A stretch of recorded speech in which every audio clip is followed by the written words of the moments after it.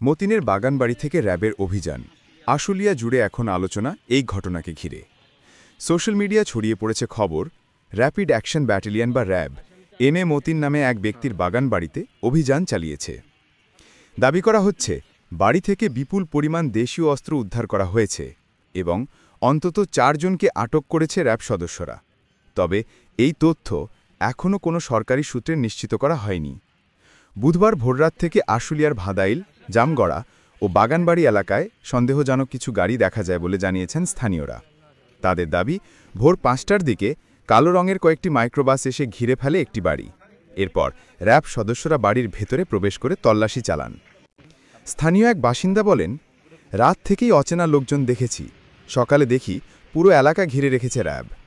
আরেকজন জানান, বাড়ির ভেতর থেকে কিছুক্ষণ পর একটি কালো ব্যাগে কিছু জিনিস বের করে আনা হয়, যা দেখতে অস্ত্রের মতো লাগছিল। তবে মতিন নামে যার বাড়িতে অভিযান চালানো হয়েছে, তিনি বর্তমানে কোথায় আছেন সে বিষয়ে কেউ কিছু জানাতে পারেননি। এলাকাবাসীর দাবি, ওই বাড়িটি দীর্ঘদিন ধরে ফাঁকা ছিল, কখনো কখনো কিছু অচেনা লোকজন সেখানে যাতায়াত করত। অভিযানের বিষয় জানতে র্যাব-4-এর দায়িত্বরত কর্মকর্তার সঙ্গে যোগাযোগ করলে তিনি জানান, আশুলিয়া এলাকায় আমাদের একটি নিয়মিত অভিযান চলছে, বিস্তারিত তথ্য যাচাই না করে কিছু বলা যাচ্ছে না। এদিকে বিষয়টি নিয়ে সোশ্যাল মিডিয়ায় বিভিন্ন গুজব ও বিভ্রান্তিকর পোস্ট ছড়িয়ে পড়েছে।